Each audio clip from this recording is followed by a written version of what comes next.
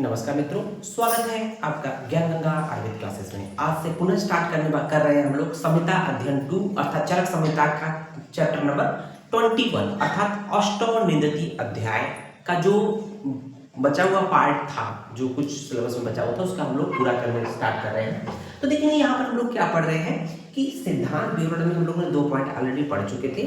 अब इसमें तीसरा पॉइंट क्या हम लोग देखेंगे अष्टोनिंदति अध्याय के अंतर्गत कि अतिस्थौल्य के 8 दोष पढ़ेंगे और साथ ही साथ देखेंगे दोष लक्षण हेतु ऑफ कार्स एंड स्थौल्य। तो इसको हम लोग डिटेल में थोड़ा सा पढ़ने वाले देखेंगे। यही 2 टॉपिक आज हम लोग कंप्लीट करने वाले हैं। तो यहाँ पर सबसे पहले देखेंगे अतिस्थौल्य के 8 दोष अर्थात जो ज्यादा मतलब मोटा व्यक्ति होता है। अतिस्थौल्य, स्थौल्य मतलब मोटा, अति मतलब बहुत ज्यादा। तो उसके कौन कौन से 8 दोष होते हैं। तो उसके 8 दोष का मतलब क्या समझ रहे हैं। जब कोई ज्यादा व्यक्ति मोटा होता है तो उसके शरीर उस मोटापन होने की वजह से उसको कौन कौन सी परेशानियां समस्याओं का सामना करना पड़ता है, उसको बोलते हैं 8 दोष, अतिस्थौल्य के 8 दोष। सबसे पहले देखेंगे आयुषो ह्रास। तो सबसे पहला पॉइंट है आयु का ह्रास होता है। इसका मतलब बहुत ज्यादा व्यक्ति, जो मोटा व्यक्ति होता है वो ज्यादा जिंदा नहीं रहता है ना। उसको तमाम व्याधियां होती हैं जिसकी वजह से उसकी आयु ह्रास हो जाती है, उसकी आयु में कमी आती है, उसको बोलते हैं आयुषो ह्रास। दूसरा पॉइंट हम लोग देखेंगे अतिस्थौल्य के कौन से दोष होते हैं, क्या समस्या होती है। जवोपरोध। जवोपरोध का मतलब होता है किसी भी कार्य को करने में उत्साह की कमी, अर्थात कोई भी कार्य मन से नहीं करेगा, इसको बोलते हैं जवोपरोध। समझ में आया। तीसरा पॉइंट हम लोग देखेंगे कृच्छ व्यवायता। तो व्यवाय का मतलब होता है मैथुन, सेक्स, है ना। व्यवाय का मतलब होता है मैथुन, सेक्स होता है। कृच्छ का मतलब कष्टदायक। तो जो अति मेदस्वी अतिस्थौल्य पुरुष होता है वो मैथुन जो करता है तो उसको बहुत ही कष्ट होता है, मतलब बहुत कठिनाई से मैथुन हो पाता है, इसलिए बोलते हैं कृच्छ व्यवायता। चौथा पॉइंट है दौर्बल्य। तो शरीर बहुत चुस्ती पुस्ती तो रहेगी नहीं, तो इसका मतलब दुर्बलता उसके शरीर में स्वाभाविक होती है। पांचवा पॉइंट देखेंगे दुर्गंध। शरीर से दुर्गंधता बहुत आती है क्योंकि उसके शरीर से दुर्गंधता बहुत अति मेद की वृद्धि होने की वजह से शरीर में दुर्गंध की उत्पत्ति होती है ना। उसको देखेंगे छठा पॉइंट है स्वेद अबाध। स्वेद अबाध, अबाध का मतलब होता है कि रुक जाना, अर्थात स्वेद का रुक जाना, उसके शरीर से स्वेद का कमी हो जाना, बहुत पसीना कम निकलेगा, इसको बोलते हैं स्वेद अबाध। उसको देखेंगे क्षुध अतिमात्रम। तो अतिमात्रा मतलब बहुत ज्यादा होगा, क्षुध मतलब भूख बहुत ज्यादा लगेगा। ये आपके अतिस्थौल्य पुरुष के व्यक्ति को भूख और पिपासा अति, तो पिपासा मतलब प्यास और भूख बहुत ज्यादा लगेगी। ये टोटल 8 दोष होते हैं अतिस्थौल्य पुरुष के। तो अगर ये आपको मोटे मोटे याद करने ही करने हैं, जैसे भी तैसे याद करने हैं। अब नेक्स्ट पॉइंट हम लोग देखने वाले हैं कि दोष लक्षण हेतु ऑफ कार्स एंड स्थौल्य, ऐसा आपके सिलेबस में है। श्लोक नंबर पॉइंट नंबर 4 आपके सिद्धांत विवरण में है। तो यहाँ देख रहे होंगे दोष लक्षण। दोष का मतलब उस कौन कौन से इसके दोष होते हैं जो हम लोग दोष देखते आए हैं। और उसका देखेंगे लक्षण। लक्षण का मतलब होता है कि स्वरूप। लक्षण का मतलब भाई अगर मोटा व्यक्ति होगा या बहुत पतला व्यक्ति हो गया तो उसको कैसा, वो उसके लक्षण क्या, मतलब क्या उसके सिम्टम्स आएंगे, है ना। तो उसके बारे में बात करेंगे। और हेतु क्या कारण है, हेतु मतलब कारण क्या है, तो 1 by 1 बात करेंगे। सबसे पहले हम लोग स्थौल्य की बात करेंगे। स्थौल्य के दोष हेतु और लक्षण के बारे में बात करेंगे। तो देखेंगे अतिस्थौल्य या स्थौल्य या मेदस्वी पुरुष, है ना, एक ही बात है। अतिस्थौल्य या स्थौल्य कहें या मेदस्वी पुरुष कहेंगे। तो उसके सबसे पहले दोष के बारे में बात करेंगे।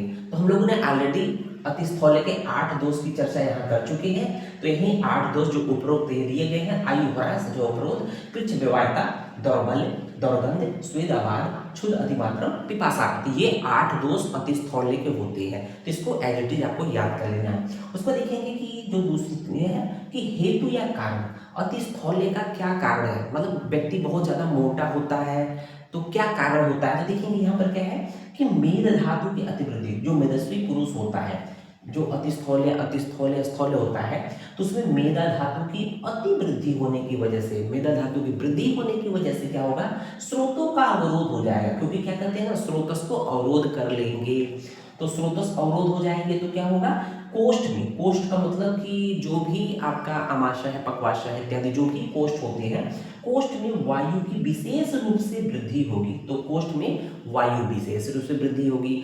जब जठराग्नि के आसपास वायु की अति मात्रा में वृद्धि हो जाएगी, विशेष रूप से वृद्धि हो जाएगी, तो जो जो वो जठराग्नि को और प्रदीप्त कर देगी। नेक्स्ट स्टेप देखेंगे, अग्नि को विशेष रूप से प्रदीप्त करती है।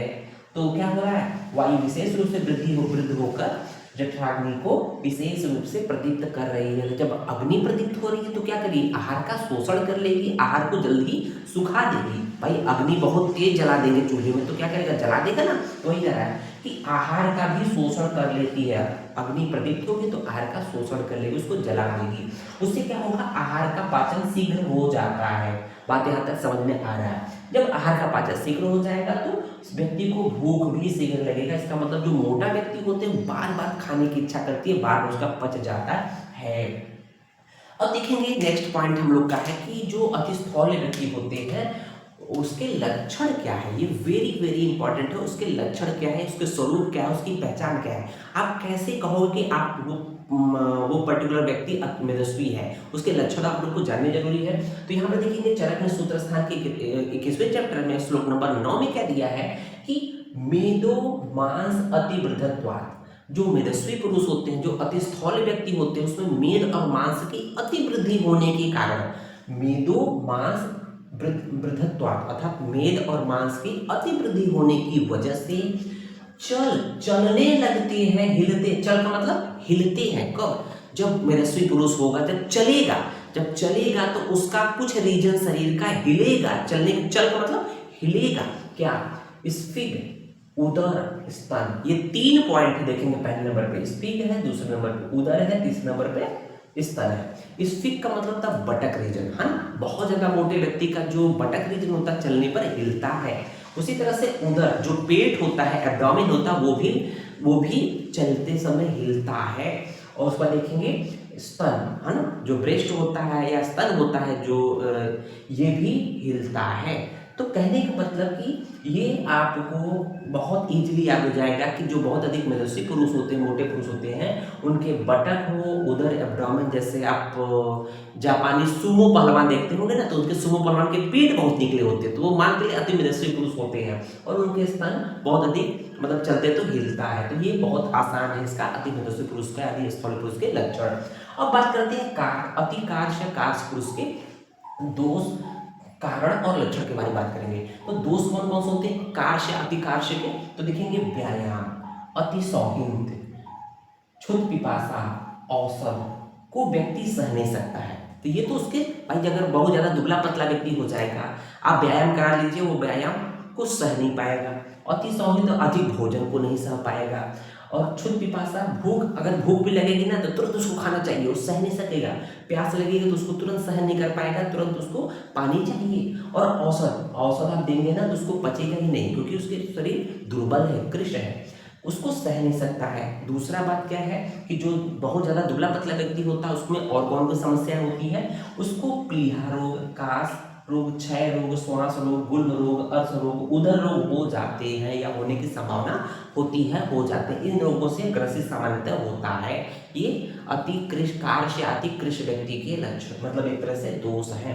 अब देखेंगे हेतु, अति कार्य व्यक्ति का कारण क्या है ना, क्यों वो व्यक्ति दुबला पतला हो जाता है। तो देखेंगे प्रमित असन, जो बहुत ही कार्य दुबला पतला व्यक्ति होता है तो बहुत ही नपा तुला भोजन करता है। प्रमित असन का मतलब होता है, प्रमित मतलब नपा तुला भोजन करना। तो नपा तुला भोजन बहुत लिमिटेड, कहते हैं ना वो बहुत स्लिम ट्रिम होने के लिए बहुत नपा तुला खाना खा रहे हैं, डाइटिंग कर रहे हैं। आपने सुना होगा कि फलाने डाइटिंग कर रहे हैं, इसका मतलब कि वो देखेंगे उनमें शरीर में मेद और मांस का क्षय हो जाएगा और बहुत ही दुबले पतले होते हुए अति कार्य की स्थिति में चले जाएंगे। प्रमित असन समझ में आ गया।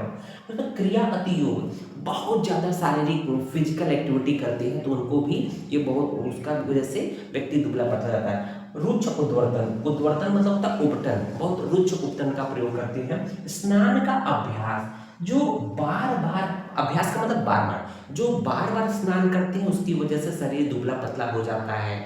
जबकि स्नान वृंगण कहलाता है, जबकि स्नान का अभ्यास क्या है, मतलब एक तरह से शरीर को पतला करता है ना। उसमें देखेंगे प्रकृति, प्रकृति मतलब वाती प्रकृति, जो वाती प्रकृति वाले व्यक्ति होते हैं वो जनरली दुबले पतले होते हैं, हम लोगों ने पढ़ा भी है। जरा अर्थात वृद्ध अवस्था, वृद्धावस्था में शरीर वैसे भी दुबला पतला हो जाता है। तो ये कुछ आपके अतिकार्ष के मतलब एक तरह से का हेतु या कारण थे। अब देख लेते हैं, वेरी वेरी इंपॉर्टेंट है कि इसके लक्षण क्या क्या है। इसके लक्षणों में आप जब लोग जाएंगे तो यहाँ पर हम लोग देखेंगे कि कुछ पॉइंट है, 4 पॉइंट है, वेरी वेरी इंपॉर्टेंट। अति स्थौल्य के जो लक्षणों की बात हम लोग करते थे कि जो चलता है जब व्यक्ति अति मोटा व्यक्ति, ज्यादा मोटा व्यक्ति, तो उसके स्फीग, बटक, उदर और स्तन हिलते थे, लेकिन जस्ट अपोजिट यहाँ क्या हो रहा है कि शुष्क हो रहा है, सूख जा रहा है। जो दुबला पतला व्यक्ति होगा उसका सूख जाएगा ना, मोटा रहता था तो फुल ज्यादा था, तो शुष्क स्फीग उदर ग्रीवो, मतलब अति कार्स व्यक्ति, अत्यधिक दुबला पतला व्यक्ति का स्फीग मतलब बटक रीजन, उदर का मतलब पेट जो होता है, और ग्रीवा बिल्कुल सूख जाता है, दुबला पतला रहेगा। दूसरा पढ़ेंगे धमनी जाल संतत, शरीर में ऐसा लगेगा धमनियों का मतलब कि नसें दिखाई देती है। हाथ पैर में देखेंगे ना तो सब नसें, आपने देखा होगा ओल्ड एज में, दादा दादी को देखा होगा, हाथ पैर में देखेंगे तो नसें जो होती हैं, जो ब्लड वेसल्स होती हैं, इजीली आपको दिखेगी, मतलब धमनी जाल संतत है। ऐसा ही दुबले पतले व्यक्ति में भी होता है। तो अगर अस्थि शेष हो, शरीर में जब मांस और मेदा रहेगा नहीं तो क्या बचेगा, तो अगर त्वचा बचेगा, उसके नीचे अस्थि बचेगी, क्योंकि मांस और मेद का तो क्षय हो चुका है, इसलिए तो अस्थि शेष, इसमें सिर्फ त्वचा और अस्थि दिखाई देगी। उसमें देखेंगे स्थूल पर्वा नरो, स्थूल पर्वा का मतलब क्या होता है कि जब जो ज्वाइंट्स होते हैं, ज्वाइंट के आसपास जो मांसपेशियां होती हैं वो उसका क्षय हो जाएगा, वहां पर जो ज्वाइंट्स होंगे बड़े बड़े ज्वाइंट्स दिखाई देंगे, क्योंकि जो आसपास से जो मांसपेशियां गुजरती है वो बिल्कुल खत्म हो जाती है, पतली हो जाती है, इस वजह से बोला गया है स्थूल पर्वा नरो। तो ये आपका लक्षण है या स्वरूप है अतिकृश व्यक्ति का। तो इस तरह से हम लोगों ने ये पॉइंट कंप्लीट किया। इसका चौथा लेक्चर शायद इस चैप्टर का हम लोगों ने बात कर रहे हैं। उम्मीद है वीडियो पसंद आया होगा। अधिक से अधिक वीडियो को शेयर करें, लाइक करें, अगर चैनल पर नए हैं तो सब्सक्राइब जरूर करें। धन्यवाद।